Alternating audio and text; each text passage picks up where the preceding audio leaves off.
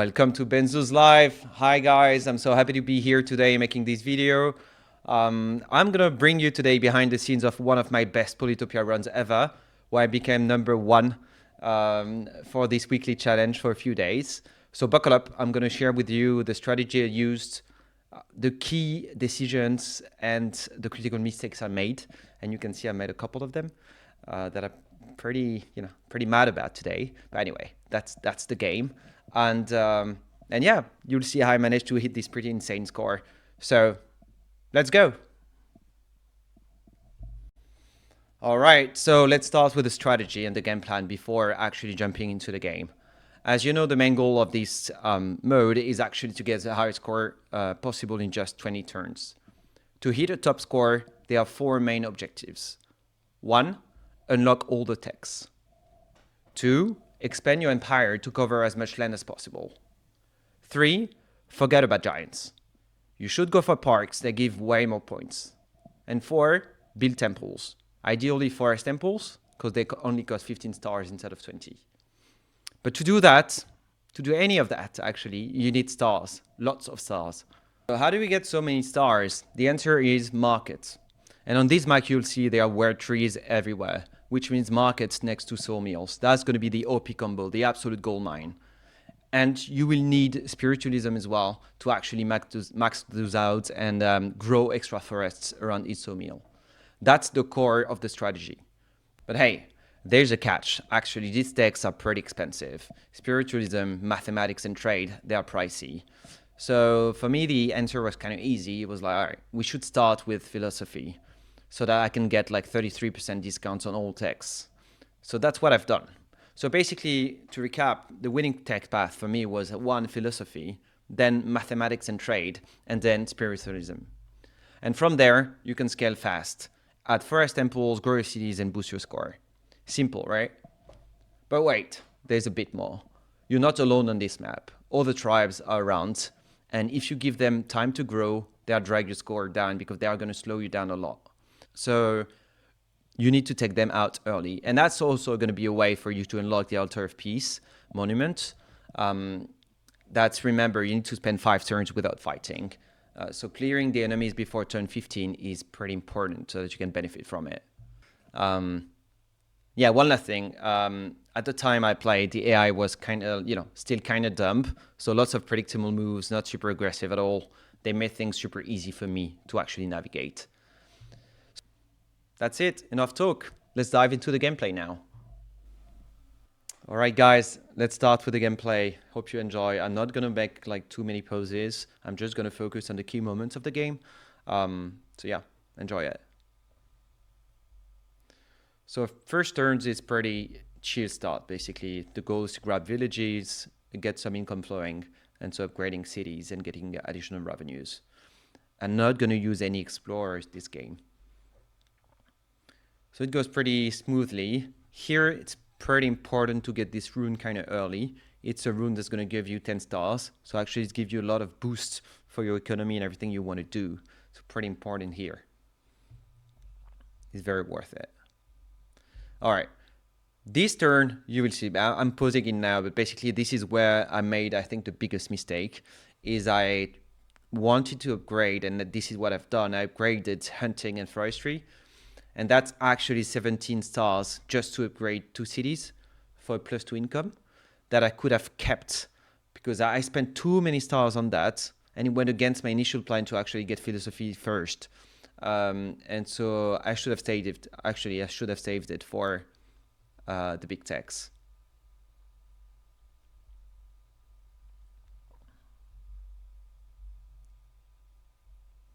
All right, so turn 6, one of my most desperate moves. So here what I've done, I think that was pretty dumb, is as you can see, upgraded. I took hunting and forestry. And I think that was a bad move. So although I upgraded cities to get like +2 income, the thing is I spent a lot of stars doing that, like 7 stars for hunting, 10 stars for forestry, and then an additional stars to actually upgrade cities, only to get 2 more stars per turn. And actually, I could have saved these stars to actually upgrade philosophy way earlier and get hunting and forestry at a discount. So I think this is one of my main mistakes this game. This means, yeah, keep rolling again. So it goes well. I'm taking Polaris. I'm seeing a Magi here. This is what I'm going to get next turn as well. Everything's going smoothly. Chuk, chuk, chuk. All right, turn 8. This is the turn I got philosophy, right? So my tech costs are going to drop pretty soon. What do I get on this rune again? I'm going to see next turn. So I'm grading cities again.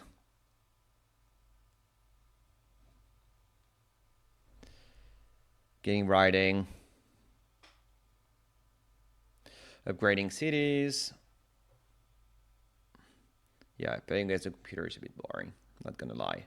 But here it's really a game of optimization and simulation, which I love. I think these are all lots of tiny decisions that are making a huge impact in the end, in the way the order process them, etc.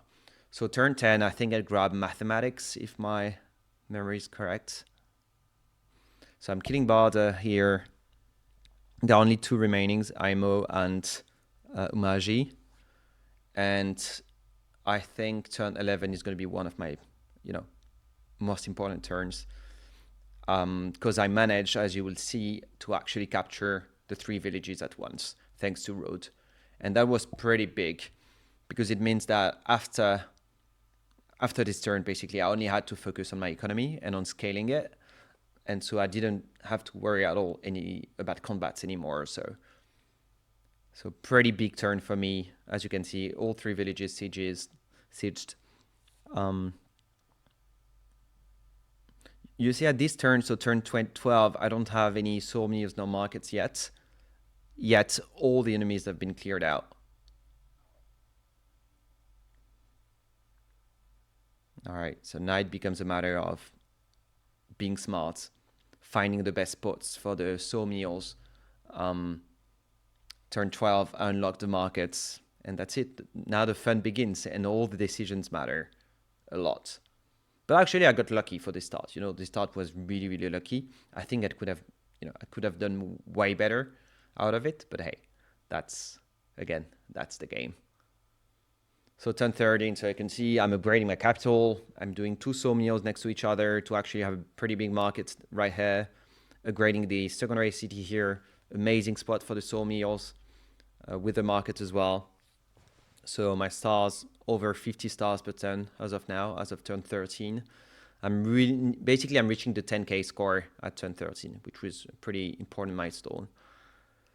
Getting the last runes here, I think they're going to be kind of useless. Upgrading this city to get more space, another sawmill with the market.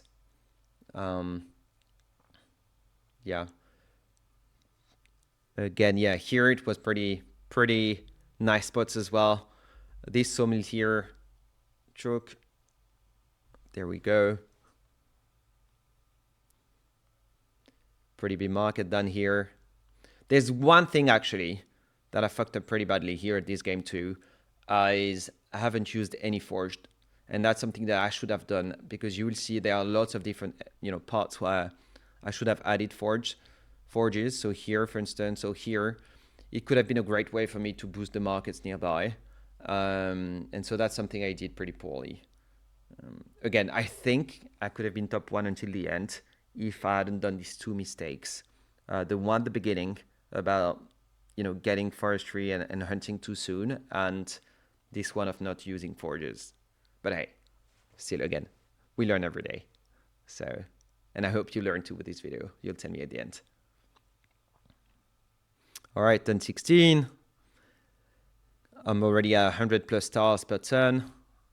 Closing, near the end, upgrading this one. And here, this is where I actually start really using spiritualism a lot. You see, I'm creating actually a forest here to really, really boost this market to the maximum. So 8 stars out of 8. Building parks everywhere. As you can see, again, no giants at all during this game. Only parks, maxing out, again, the territory to cover the most ground possible. And get the most the most point possible out of it.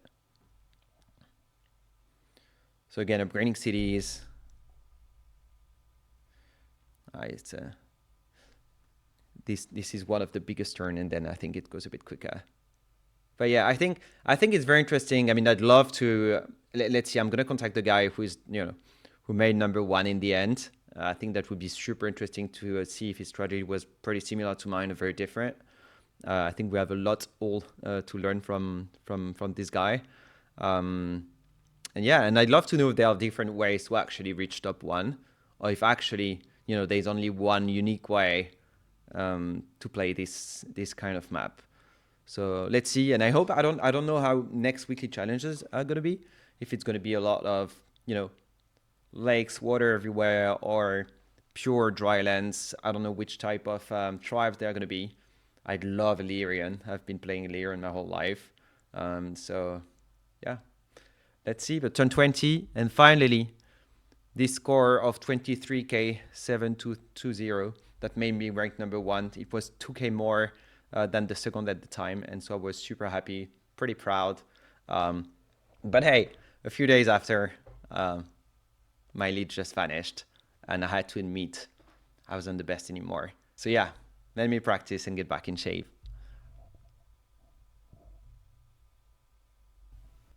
All right, that's it for today. Thanks, guys, for following this video. Hope you learned a lot and you got some tips out of it. I'll be dropping new videos pretty soon on my channel, both for beginners and very advanced players. So, if you like this content, please hit the like button and subscribe. And I hope to see you around in the next coming days. So, all the best. Benzouz out.